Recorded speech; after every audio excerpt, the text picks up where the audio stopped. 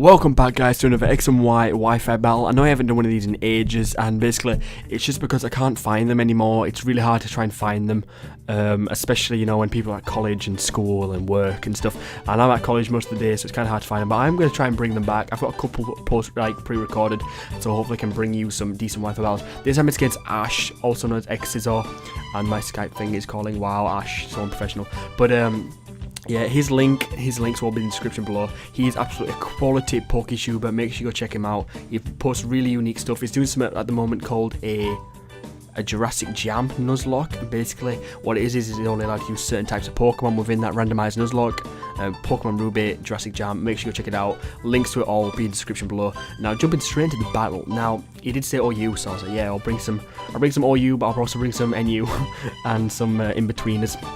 So I am bringing the Chewbacca, which is Electivire, Heatran, Magna, it's Mandibuzz, isn't it? Not Mag, Gengar, Swampert, Heracross, who is my Mega. He is bringing the Gyarados, the Rotowash, the Landorus, the Excadrill with Charizard, and the Breloom. Now, I am really rusty, by the way, guys. So if you can't tell him by the way, I'm trying to think about which Pokemon it is. It's just I've been so focused on Let's Plays and other shit that it's just like, you know, I'm not really used to it. But let's jump straight into the match. I was expecting his lead to be the Landorus or the Rotom just for the Volt Switch U-turn, and I was just expecting that. So let's jump straight in.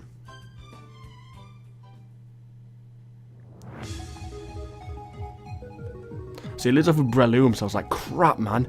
Lead off Chewbacca. I'm like, at least I can break his sash with the Choice Scarf Volt Switch, which I managed to get off. And I was expecting the Spore here, so I'm like, right, Mandibuzz, Overcoat can handle the Spore, and he'll be forced out, and I can Roost or I can do whatever.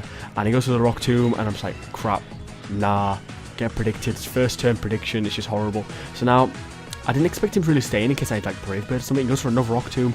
I live on 2 HP, and I just managed to get off a Roost, which is not bad. And right now you'll see my first rusty misplay of the match. As leftovers is bringing us back up.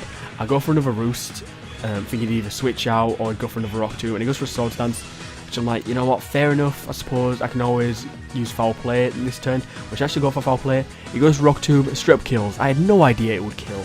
I had no clue it would kill, but it does. Going to Casper, the friendly ghost. Again, he's not really friendly, he's a bit pissed off that his mates died. You know, Barbie was his good friend. So I go for a Shadow Ball. It does a decent amount to this Rotom. It does reveal that this Rotom is defensive.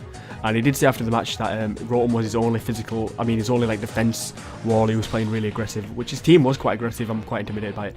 I go into Chewbacca expecting like probably like an electric move, like Volt Switch or something. And now I go for my own Volt Switch, predicting switch into, I think the Rotom was who I was thinking of. Oh, not the Rotom, the Breloom. But I go into Heatran, being cheeky, predicting that Will-O-Wisp. And I do manage to get the Flash Fire off. The Flash Fire. And now Heatran's like, yeah, I'm so excited. Flash Fire. And he goes for Hydro Pump, and I am especially defensive. Bringing the wrong Heatran, I was meant to bring an offensive one. Bringing the wrong Heatran actually helps you sometimes. Go for the Lava Plume, and I was like, get a burn. And it gets a burn. Yes, man, yes. And this Rotom's just gonna like lose a bit more health. And at this point, I'm just like, miss Hydro Pump, and I do. And he does. And I go for Lava Plume, and I'm just like, take it out, and I do. So that's pretty nice. I managed to get rid of that defensive beast very, very quickly, in fact. And it goes on to Excadrill, and I'm like, you know what? I'm going to be cheeky. I'm being cheeky sword. He goes for a Rock Slide. I'm like, I knew you wouldn't go for Earthquake. And he goes for Rock Slide. I go for Lava Plume, and I'm like, bye-bye Excadrill. Who wants crispy Excadrill? Who wants crispy Mole? Who would, like, you know, stick a fork in it, eat it? And Charizard comes out, and I'm like, yeah, I'm not letting him have this. I'm going to Roar. I kind of expected, I wanted to see what kind of Charizard he was, so I scout, you know, Raw. If he's physical, then he obviously go for a Dragon Dance, but he'd switch, so I'll Raw then. And now at this point, Heatran has done his best. He's taken out 2 Pokemon, and he's gotten rid of a potential sweeper, and it's like getting rid of all the stat changes, so I just let him go down to this Gyarados, see what kind of Gyarados it is. I actually go into Gengar now. I needed to go for the Thunderbolt. I know it was really obvious. I just needed to get rid of this massive threat. I didn't want him Mega Evolving and crunching or doing some other shenanigans, and so I go for the Thunderbolt. He obviously predicts that I go into Landorus, and out comes Mercy as he goes for a knockoff, which does reveal the fact that I think he's either a banded or scarfed set. I think he is, but he knocked off my leftovers, kind of bad.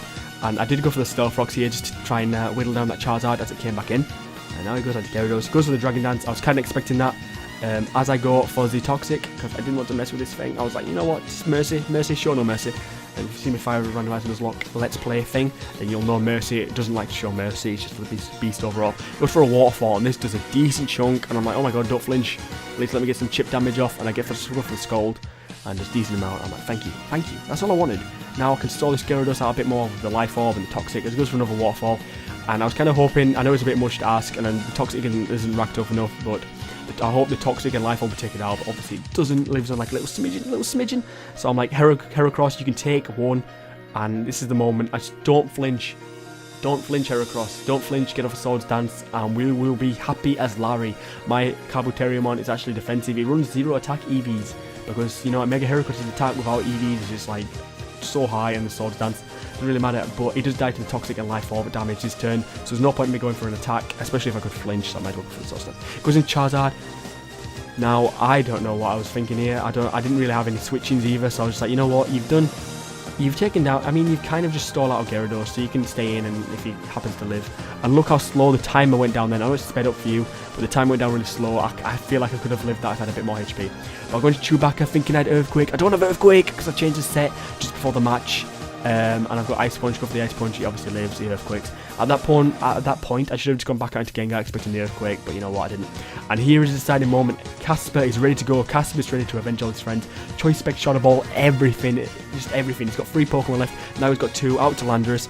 And I'm like, come on Gengar, here's a deciding moment. Shadow Ball, come on, can we do it? Can we manage to destroy this Landorus? Can we just go just once, just do it? And Landorus lives on a smidgen.